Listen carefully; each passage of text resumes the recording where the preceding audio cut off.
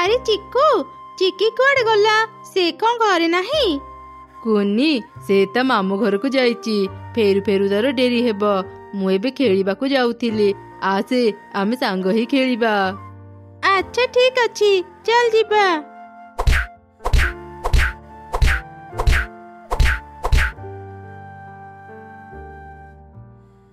ଆରେ କୁନି ଦେଖ ଦେଖ, ଗୋଟେ ପ୍ରଜାପତି ଏଠି ଉଡୁଛି। ଚାଲ ତାକୁ ଧରିବା।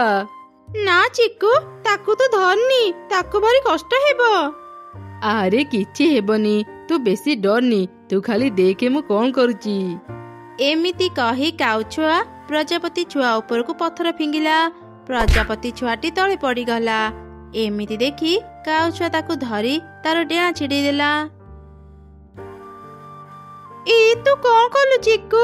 ଏତେ ମନା କଲା ପରେ ବି ତୁ ସେ ପ୍ରଜାପତି ଛୁଆକୁ କଷ୍ଟ ଦେଲୁ। ତା ମା ଯାଦୁ ଜାଣନ୍ତି। ପ୍ରଜାପତି ଛୁଆର ମା ଯଦି ଜାଣିବେ ଆମେ ତାଙ୍କ ଛୁଆକୁ କଷ୍ଟ ଦେଇଛେ, ସେ ଆମକୁ ଜମା ବି ଛାଡିବେନି। ଏମିତି ଶୁଣି ତ କାଉଛୁଆ ଅନେକ ଡରିଗଲା। ଆଉ କୁନିକୁ ଏକା ସେଠି ଛାଡି ସେ ଘରକୁ ପଳେଇଲା। କାଉଛୁଆ ତାର ମାକୁ ସବୁ ଘଟଣା କହିଲା। ସବୁ ଶୁଣି କାଉର ମା କହିଲା, ତୁ କଣ କଲୁ ରେ ଧନ? ପ୍ରଜାପତି ତାର ଛୁଆକୁ ଭାରି ଭଲ ପାଏ। ତା ମା ଯଦି ଜାଣିବ ତୁ ତା ଛୁଆକୁ କଷ୍ଟ ଦେଇଛୁ, ସେ ତତେ ଜମା ବି ଛାଡିବନି। ମା ମୁଁ ଏତେ କଥା ଜାଣିନଥିଲି। ମୁଁ ତ ମଜା କରି ପ୍ରଜାପତି ଛୁଆ ଉପରକୁ ପଥର ଫିଙ୍ଗିଥିଲି। ଆରେ ବାବା, ତୁ ଜମା ବି ଘରୁ ବାହାରିବୁନି କି କାହାକୁ ବି କଥା କହିବୁନି। ମୁଁ ଦେଖୁଛି ମୁଁ କଣ କରିବି। ମା କାଉ ଗଲା ପ୍ରଜାପତି ପାଖକୁ। ପ୍ରଜାପତିକୁ ଦେଖି ସେ କହିଲା, ଏଇ କଣ ପ୍ରଜାପତି ରାଣୀ, ତୁମେ ଏଠି ନିଶ୍ଚିନ୍ତରେ ଅଛ?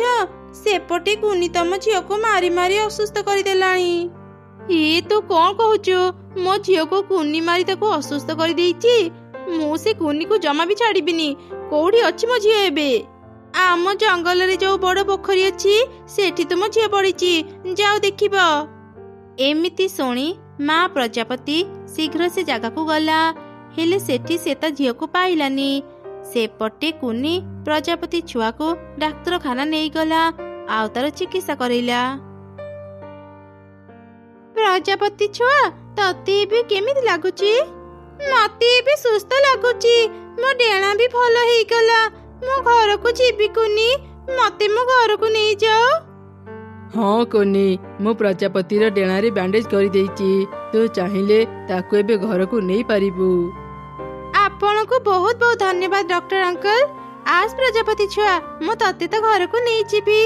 ହେଲେ ମୁଁ ତ ଘର ଦେଖିନି। ତୁ ମତେ ତ ଘର ରାସ୍ତା କହିପାରିବୁ?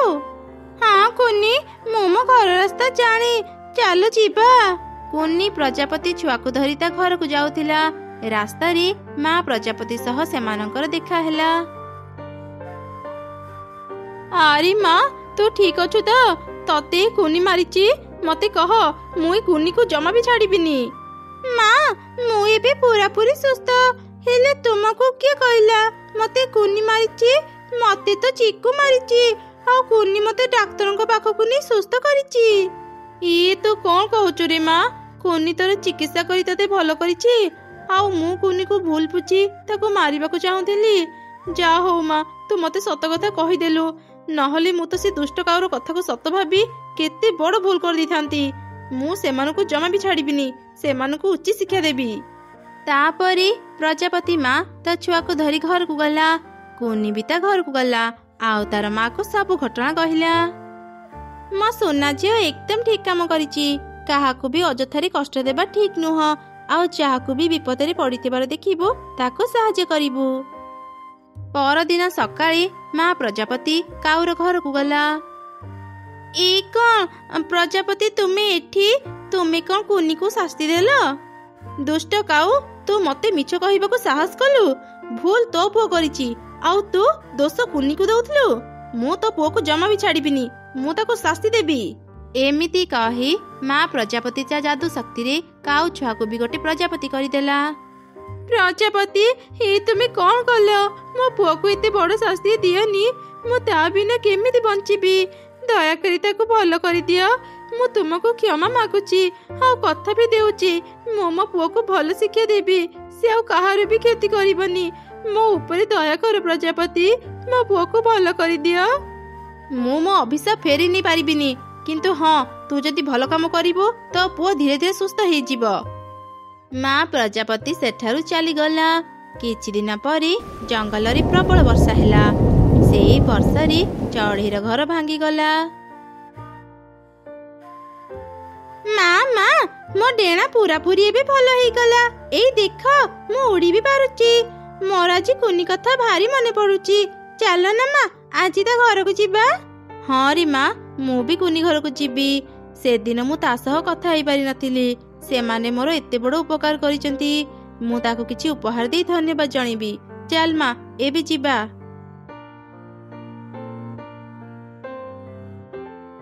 କଣ ହେଲା ଚଢ଼େଇ, ତମେ ମାନେ କାନ୍ଦୁଛ? ଆଉ ତୁମ ଘରର ଏ ଅବସ୍ଥା କେମିତି ହେଲା? ତୁମକୁ ଆଉ କଣ କହିବି ପ୍ରଜାପତି, ଆମ ଭାଗ୍ୟଟା ହିଁ ଖରାପ।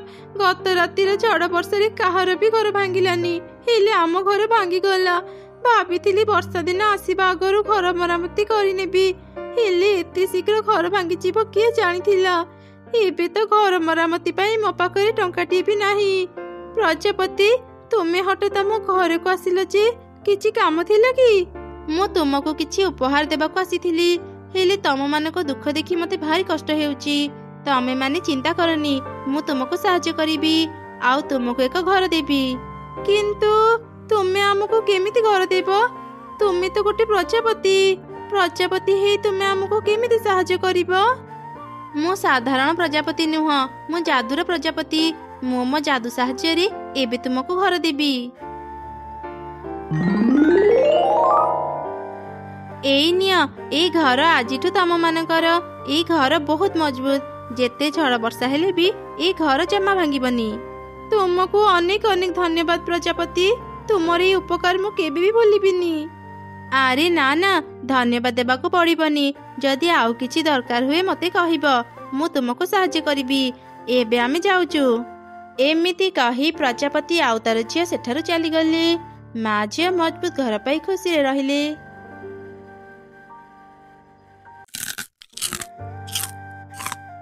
ମା ମା, ତୁମେ ମତେ ସବୁଦିନ ଡାଲି ଭାତ କାହିଁକି ଦଉଛ? ମତେ ଏସବୁ ଖାଇବାକୁ ଆଉ ଭଲ ଲାଗୁନି। ଚିକିର ବାପା ମା ନା ତାକୁ କେତେ ଭଲ ଭଲ ଖାଇବା ଦିଅନ୍ତି ଜାଣିଛ? ମାଛ, ମାଂସ, ବିରିୟାନୀ, ପାଏସ, ଏମିତି ଆହୁରି ଅନେକ କିଛି। ମାରେ, ଚିକିର ବାପା ଜଙ୍ଗଲ ବାହାରେ ବ୍ୟବସାୟ କରି ଅନେକ ଟଙ୍କା ରୋଜଗାର କରନ୍ତି। ସେଥିପାଇଁ ସେମାନେ ପ୍ରତିଦିନ ଭଲ ଭଲ ଖାଇବା ଖାଆନ୍ତି। ତୁ ତ ଜାଣୁ ଆମ ଜଙ୍ଗଲରେ ଏତେ କାମ ନାହିଁ। ମୁଁ ବହୁତ କଷ୍ଟ କରି ଖାଇବା ଯୋଗାଡ଼ କରେ। ସେମିତିରେ ତୋ ପାଇଁ ଭଲ ଭଲ ଖାଇବା କେମିତି ଯୋଗାଡ଼ କରିବି କହିଲୁ? ଏତେ କଷ୍ଟ କରି କଣ ଲାଭ ଯେତେବେଳେ ତୁମେ ଧନୀ ହେଇପାରୁନ? ମୁଁ ଏସବୁ ଆଉ ଖାଇପାରିବିନି। ମୁଁ ଏବେ ଚିକି ଘରକୁ ଯିବି ଆଉ ତାର ବାପା ମାଙ୍କୁ ବଢିଆ ବଢିଆ ଖାଇବା ମାଗିବି। ନାଇଁ ରେ ମା, ସେମାନଙ୍କ ପାଖକୁ ଯାନି। ଥରେ ମୋ କଥା ଶୁଣିଯା। ସେମାନେ କେବେ ବି ତତେ ତାଙ୍କ ଖାଇବା ଦେବେନି। ତତେ ଅପମାନ ଦେଇ ଘରୁ ବାହାର କରିଦେବେ। ଏ ଝିଅଟାକୁ ମୁଁ ଆଉ ବୁଝେଇ ପାରିବିନି। କଣ ଯେ ଏବେ କରିବି? କାଉ ଆଣ୍ଟି, ମତେ କିଛି ଭଲ ଭଲ ଖାଇବା ଦେବ? ମୋ ମା ମତେ ପ୍ରତିଦିନ ଖାଲି ଡାଲି ଭାତ ଦେଉଛନ୍ତି। ସେଥିପାଇଁ ମୁଁ ଆଜି କିଛି ବି ନ ଖାଇ ଚାଲି ଆସିଛି। ତ ବାପା ଯେମିତି ଆମକୁ ଲକ୍ଷ ଲକ୍ଷ ଟଙ୍କା ଦେଇଛି ତତେ ଭଲ ଭଲ ଖାଇବା ଖୁଆଇବା ପାଇଁ, ସେଥିପାଇଁ ମା ସହ ଝଗଡା କରି ଆମ ପାଖକୁ ଚାଲି ଆସିଛୁ। ଭଲ ଭଲ ଖାଇବା କଣ ଆକାଶରୁ ଖସୁଛି ଭାବୁଛୁ? ସେ ସବୁ ଖାଇବା ପାଇଁ କେତେ ପରିଶ୍ରମ କରିବାକୁ ପଡେ। ଏତେ ପରିଶ୍ରମ କରି ଆମେ ଟଙ୍କା ରୋଜଗାର କରୁଛୁ କଣ ତତେ ଖୁଆଇବା ପାଇଁ? ଆମକୁ ବିରକ୍ତ ନ କରି ଏଠୁ ଚାଲିଯା। ଆମେ ତତେ ଖାଇବା ଦେଇପାରିବୁନି। ଓହୋ, ଛୁଆଟା ଖାଇବାକୁ ମାଗିଲା ବୋଲି ତୁ ତାକୁ ଏତେ କଥା କହି ପକଉଛୁ? ମା କୁନି, ତୁ ଜମା ମନ ଦୁଃଖ କରନି। ତୁ ସେ ଚେୟାରରେ ବସ, ମୁଁ ତତେ ଖାଇବା ଦଉଛି। କଣ କହୁଛ ତୁମେ? ତୁମର କଣ ମୁଣ୍ଡ ଖରାପ ହେଇଯାଇଛି? ମୁଁ କିଛି ବି ଭୁଲ କହୁନି। ତୁ ଚୁପ୍ ହେଇ ଏବେ ଖା, ପରେ ମୁଁ ତତେ ସବୁ କଥା ବୁଝେଇବି। ତାପରେ ସମସ୍ତେ ଖାଇବା ଖାଇଲେ। ଖିଆ ସରିଲା ପରେ ଦୁଇ ଛୁଆ ବାହାରେ ଖେଳୁଥିଲେ। ସେତେବେଳେ ଏବେ ମତେ କୁହ, ତୁମେ ସେ କୁନିକୁ ଏତେ ଭଲ ଭଲ ଖାଇବା କଣ ପାଇଁ ଖୁଏଇଲ? ମୁଁ କେବେ ବି ଲାଭ ଛଡା କିଛି କାମ କରେନି। ଆମେ ଯୋଉ ବ୍ୟବସାୟ କରନ୍ତି ଏବେ ବହୁତ କମ ଟଙ୍କା ଆମେ ରୋଜଗାର କରୁଛନ୍ତି। ସେଥିପାଇଁ ମୁଁ ଭାବିଛି ଏଥର ଛୋଟ ଛୁଆଙ୍କୁ ଦେଇ ସେ କାମ କରେଇବି। ହେଲେ କେମିତି? କାଉ ତା ଯୋଜନା କଥା ତା ସ୍ତ୍ରୀକୁ କହିଲା। ବାଃ, ତୁମେ ତ ଖୁବ ଭଲ କଥାଟେ ଭାବିଛ। ଆଉ ତାହେଲେ ଡେରି କରନି, ଚାଲ ଏବେ ହିଁ ସେ କାମରେ ଲାଗି ପଡିବା। ମା କୁନି ମତେ କ୍ଷମା କରିଦେବୁ। ସେତେବେଳେ ମୋ ମନ ଭଲ ନଥିଲା ତ ତୋ ସହ ଖରାପ ବ୍ୟବହାର କରିଦେଲି। ମୁଁ ଏବେ ପ୍ରତିଦିନ ତତେ ଭଲ ଭଲ ଖାଇବା ଖୁଏଇବି। ହେଲେ ମାରେ ସେଥିପାଇଁ ତତେ ଗୋଟେ ଛୋଟ କାମ କରିବାକୁ ପଡ଼ିବ। ଆମେ ପ୍ରତିଦିନ ଯୋଉ ଜାଗାକୁ ଯିବୁ ତୁ ବି ଆମ ସାଙ୍ଗରେ ଯିବୁ, ଠିକ ଅଛି? ଆଚ୍ଛା ଠିକ ଅଛି ଆଣ୍ଟି, ମୁଁ ଯିବି। କିନ୍ତୁ ମୁଁ ତୁମ ସାଙ୍ଗରେ କୋଉଠିକି ଯିବି? ଆମ ସାଙ୍ଗରେ ପାଖ ଜଙ୍ଗଲକୁ ଯିବୁ। ଆମେ ସେଠି କାମ କରିବୁ ଆଉ ତୁ ଗୋଟେ ଗଛ ମୂଳେ ବସିବୁ। କାମ ସରିଲେ ତୁ ଆମ ସାଙ୍ଗରେ ଘରକୁ ଫେରି ଆସିବୁ। ଆରେ କୁନି, ତୋର ଯଦି ଆଉ କିଏ ଗରିବ ସାଙ୍ଗ ଅଛନ୍ତି ଯା ତାଙ୍କୁ ବି ନେଇ ଆସିବୁ। ତମ ସମସ୍ତଙ୍କୁ ଆମେ ଭଲ ଭଲ ଖାଇବା ଦେବୁ। ହଁ ହଁ, ମୋର ଆଉ 2 ଜଣ ସାଙ୍ଗ ଅଛନ୍ତି, ତାଙ୍କୁ ବି ଭଲ ଭଲ ଖାଇବା ଖାଇବାକୁ ଇଚ୍ଛା ହୁଏ। ମୁଁ ଏବେ ଯାଉଛି, ସେମାନଙ୍କୁ ଡାକି ଆଣିବି। ଚାଲ ଚିକି ଯିବା। ଆରେ ପିଙ୍କି ମିକି, ତମେ ମାନେ ଏଇଠି ଖେଳୁଛ? ତମେ ମାନେ ମୋ ସାଙ୍ଗରେ ଆସ, ମୁଁ ତମ ମାନଙ୍କୁ ବଢିଆ ବଢିଆ ଖାଇବା ଖୁଏଇବି। କିନ୍ତୁ ଆମେ ତ ସାଙ୍ଗରେ କୋଉଠିକି ଯିବୁ? ତାପରେ କୁନି ତା ସାଙ୍ଗ ମାନଙ୍କୁ ସବୁ କଥା କହିଲା। ସବୁ ଶୁଣି ସେ ଆର 2 ଛୁଆ ବି ତା ସହ ଯିବାକୁ ରାଜି ହେଇଗଲେ। ସତରେ ଚିକି, ତୋ ବାପା ମା ବହୁତ ଭଲ। ସେମାନେ ଆମକୁ ବଢିଆ ବଢିଆ ଖାଇବା ଖୁଏଇବେ। ହଁ, ମୋ ବାପା ମା ବହୁତ ଭଲ। ଏବେ ଶୀଘ୍ର ଶୀଘ୍ର ମୋ ସାଙ୍ଗରେ ମୋ ଘରକୁ ଚାଲ, ନହେଲେ ମୋ ବାପା ମା କାମକୁ ପଳେଇବେ। ଆସିଗଲ ତମେ ମାନେ। କୁନି, ତୁ ତ ସାଙ୍ଗମାନଙ୍କୁ ସବୁ କଥା ବୁଝେଇକି କହିଛୁ ତ? ହଁ ଆଣ୍ଟି, ମୁଁ ସମସ୍ତଙ୍କୁ ସବୁ କଥା କହିଛି। ଭଲ କରିଛୁ। ଏବେ ତମେ 2 ଜଣ ବି ଶୀଘ୍ର ଶୀଘ୍ର ଖାଇବା ଖାଇନିଅ, ତାପରେ ଆମେ କାମକୁ ଯିବା।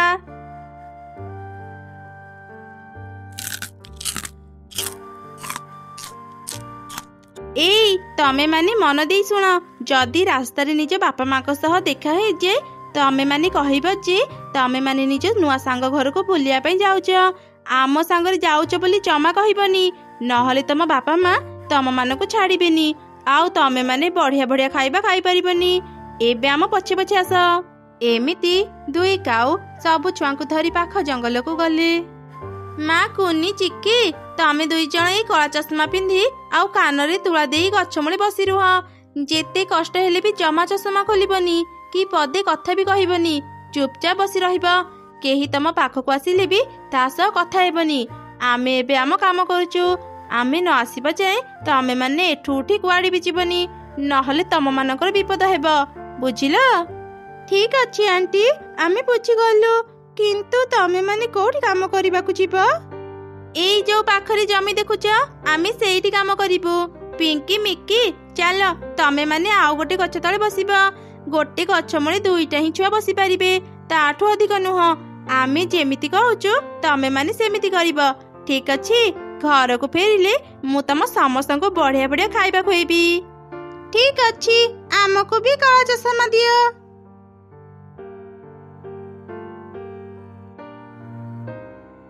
ଶୁଣ, ଏବେ ସବୁ ଛୁଆଙ୍କ ପାଖରେ 4ଟା ଥାଳି ରଖିଦେ। ଏ ଜଙ୍ଗଲରେ ଅନେକ ଧନୀ ଚଢ଼େଇ ଅଛନ୍ତି। ଏ ଛୁଆଗୁଡ଼ା ଅନ୍ଧ ଆଉ କନ୍ଧା ଜାଣିଲେ ଚଢ଼େଇ ମାନେ ତାଙ୍କୁ ଅନେକ ଟଙ୍କା ଦେବେ। ପ୍ରତିଦିନ ଆମର ଭଲ ଟଙ୍କା ରୋଜଗାର ହେବ। ଏଇ ତ ଗୋଟେ ଧନୀ ଚଢ଼େଇ ଏଟାକୁ ଆସୁଛି, ଚାଲ ଆମେ ଲୁଚି ଯିବା। ଆରେ ଆରେ, ଛୁଆ 2ଟା କେତେ ସୁନ୍ଦର। କାହିଁକି ଯେ ଭଗବାନ ଏମାନଙ୍କୁ ଅନ୍ଧ କଲେ? ଏମାନଙ୍କୁ ଦେଖିଲେ ମତେ ଭାରି କଷ୍ଟ ହେଉଛି। ଯାଏ କିଛି ଟଙ୍କା ଦେଇଦିଏ। ସେଦିନ ଯିଏ ବି ଚଢ଼େଇ ଛୁଆ ମାନଙ୍କୁ ଦେଖୁଥିଲା ତାଙ୍କୁ ଅନ୍ଧ ଭାବି ଟଙ୍କା ଦେଇ ଚାଲି ଯାଉଥିଲା। ସନ୍ଧ୍ୟା ହେବା ପରେ ଆରେ ସନ୍ଧ୍ୟା ହେଇଗଲାଣି, ଚାଲ ଏବେ ସବୁ ଛୁଆଙ୍କ ପାଖକୁ ଯିବା ଆଉ ଦେଖିବା ସେମାନେ କେତେ ଟଙ୍କା ପାଇଛନ୍ତି। ତାପରେ ସବୁ ଛୁଆଙ୍କୁ ନେଇ ତାଙ୍କ ଘରେ ବି ପହଞ୍ଚେଇ ଦେବା, ନହେଲେ ତାଙ୍କ ବାପା ମା ଛୁଆମାନଙ୍କୁ ଖୋଜି ଖୋଜି ଆମ ଘରେ ପହଞ୍ଚିଯିବେ।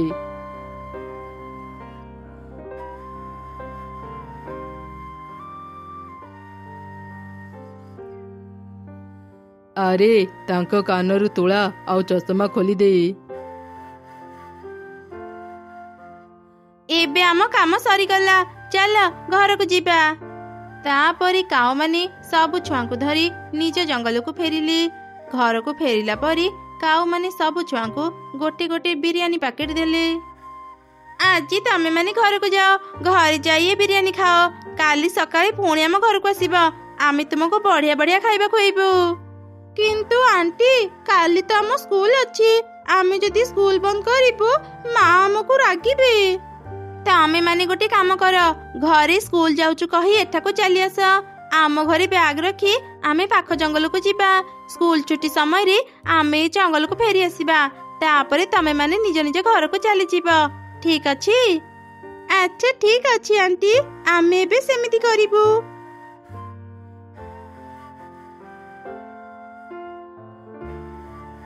କିରେ ମା, ତୁ ଏତେ ସମୟ କୋଉଠି ଥିଲୁ? ଆଉ ଏ ବିରିୟାନୀ ପ୍ୟାକେଟ ତତେ କିଏ ଦେଲା? ମା, ଆଜି ଆମେ ଆମର ଗୋଟେ ନୂଆ ସାଙ୍ଗ ଘରକୁ ଯାଇଥିଲୁ। ତାର ବାପା ଆମକୁ ଏ ବିରିୟାନୀ ପ୍ୟାକେଟ ଦେଇଛନ୍ତି। ଓ ଆଚ୍ଛା, ଏବେ ତ ଯା ଖାଇଦେଇ ପାଠ ପଢିବୁ, ସକାଳେ ପୁଣି ସ୍କୁଲକୁ ଯିବୁ। ଏମିତି ସେ ରାତି ବିତିଗଲା। ପରଦିନ ସକାଳେ ସବୁ ଛୁଆ ସ୍କୁଲ ଯାଉଛୁ କହି କାଉର ଘରକୁ ଗଲେ। ସେଠି ସେମାନେ ସ୍କୁଲ ବ୍ୟାଗ ରଖି କାଉ ମାନଙ୍କ ସାଙ୍ଗରେ ପାଖ ଜଙ୍ଗଲକୁ ଗଲେ। ଏମିତି ଗୋଟେ ଦିନ, କିଛି ଦିନରୁ ମୁଁ ଦେଖୁଛି ଅନେକ ପିଲା ସ୍କୁଲକୁ ଆସୁନାହାନ୍ତି। କଥା କଣ? ମୁଁ ଆଜି ହିଁ ସେମାନଙ୍କ ଘରକୁ ଯିବି। ଆରେ ଚଢ଼େଇ, ଭଲ ହେଲା ତୁମ ସହ ଦେଖା ହେଇଗଲା। ମୁଁ ଏବେ ତୁମ ଘରକୁ ଯାଉଥିଲି। ତୁମ ଝିଅ କୁନି ବହୁତ ଭଲ ପାଠ ପଢେ, କିନ୍ତୁ କିଛି ଦିନ ହେବ ସେ ସ୍କୁଲକୁ ଆସୁନି। ତା ଦେହ କଣ ଭଲ ନାହିଁ? ନା ନା ମ୍ୟାଡାମ, ତା ଦେହ ଭଲ ଅଛି। ସେ ପ୍ରତିଦିନ ସ୍କୁଲକୁ ବି ଯାଏ। ଯଦି ସେ ସ୍କୁଲ ନ ଯାଉଛି ତାହେଲେ ସେ କୋଉଠିକି ଯାଉଛି? ମୁଁ କାଲି ହିଁ ତା ପଛରେ ଯିବି ଆଉ ଦେଖିବି ସେ କୋଉଠିକି ଯାଉଛି। ଆଚ୍ଛା ଠିକ ଅଛି ଚଢ଼େଇ, ମୁଁ ଏବେ ପିଙ୍କି ଆଉ ମିକିର ବି ଘରକୁ ଯାଏ। ସେମାନେ ବି କିଛି ଦିନ ହେଲାଣି ସ୍କୁଲକୁ ଆସୁନାହାନ୍ତି। ପରଦିନ ସକାଳେ ମା ଚଢ଼େଇ ତା ଝିଅର ପଛେ ପଛେ ଗଲା ଆଉ ସବୁ ଘଟଣା ଦେଖିଲା। ସବୁ ଜାଣି ତ ସେ ଅନେକ ରାଗିଗଲା। ସେ ଶୀଘ୍ର ପୋଲିସ ଥାନାକୁ ଗଲା ଆଉ ପୋଲିସକୁ ସବୁ ଘଟଣା କହିଲା। ଆରେ ବାଃ, ଆମେ ଯେତେବେଳେ ଅନ୍ଧ ସାଜି ସମସ୍ତଙ୍କୁ ଭିକ ମାଗୁଥିଲେ ସମସ୍ତେ ଆମକୁ କେତେ ଅଳ୍ପ ଟଙ୍କା ଦେଉଥିଲେ। ହେଲେ ଯେବେଠୁ ଏ ଛୁଆମାନେ ଅନ୍ଧ ସାଜି ଭିକ ମାଗୁଛନ୍ତି ସମସ୍ତେ ତାଙ୍କ ଉପରେ ଦୟାକରି ଅନେକ ଟଙ୍କା ଦେଉଛନ୍ତି। ଏମିତି ଯଦି କିଛି ଦିନ ଚାଲିବ ଆମେ ସମସ୍ତଙ୍କଠୁ ଧନୀ ହେଇଯିବା।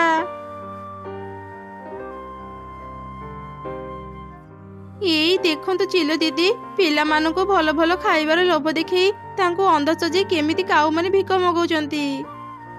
ଏ କଳା ଚଷମା ଯିଏ ପିନ୍ଧେ ତାକୁ କିଛି ବି ଦେଖାଯାଏନି। କାନରେ ତୁଳା ଥିବାରୁ ଛୁଆମାନେ ଜାଣି ପାରୁନାହାନ୍ତି ତାଙ୍କ ସହ କଣ ହେଉଛି। ଏଇ ବଦମାସ କାଉ ଦଳ, କୋଉଠି ଅଛ? ଶୀଘ୍ର ଏଠାକୁ ଆସ। ଚିଲ ଦିଦି, ଆମର ଭୁଲ ହେଇଗଲା, ଆମକୁ କ୍ଷମା କରିଦିଅ। ଚଢ଼େଇ, ତୁ ବି ଆମକୁ କ୍ଷମା କରିଦେ। ଆମେ ଆଉ କେବେ ଛୋଟ ଛୁଆଙ୍କୁ ଭିକ ମଗେଇବୁନି। ନା, ତମ ମାନଙ୍କର କ୍ଷମା ନାହିଁ। ଛୋଟ ଛୋଟ ଛୁଆଙ୍କର ସ୍କୁଲ ଯିବା ବନ୍ଦ କରି ତାଙ୍କୁ ଖରାପ ବାଟକୁ ନେଇ ତାଙ୍କ ଭବିଷ୍ୟତ ନଷ୍ଟ କରୁଛ। ତମ ମାନଙ୍କୁ ତ ଉଚିତ ଶିକ୍ଷା ଦରକାର। ଏବେ ଚାଲ ଥାନାକୁ। ମା, ଏସବୁ କଣ ହେଉଛି? ମୁଁ କିଛି ବି ବୁଝିପାରୁନି। ମାରେ, ମୁଁ ତତେ ପରେ ସବୁ କଥା କହିବି। ତୁ ମୋ ସାଙ୍ଗରେ ଏକ ଘରକୁ ଚାଲେ। ସବୁବେଳେ ଗୋଟେ କଥା ମନେ ରଖିବୁ, ମାକୁ ମିଛ କହି କୌଣସି କାମ କରିବୁନି। ସେ କାମ ସବୁବେଳେ ଖରାପ ହେଇଥାଏ। ଆଉ ବାହାରେ ଯିଏ ଯାହା ବି କହୁ ସବୁ କଥା ଆସି ମାକୁ ଜଣେଇବୁ, ଠିକ ଅଛି? ତାପରେ ପୋଲିସ ଚିଲ ଦୁଇ କାଉଙ୍କୁ ବାନ୍ଧି ଥାନାକୁ ନେଇଗଲା। ଚଢ଼େଇ କାଉ ଛୁଆକୁ ନିଜ ଘରେ ରଖିଲା। ସେ ନିଜ ଝିଅ ସହ କାଉ ଛୁଆକୁ ବି ସ୍କୁଲ ପଠେଇଲା।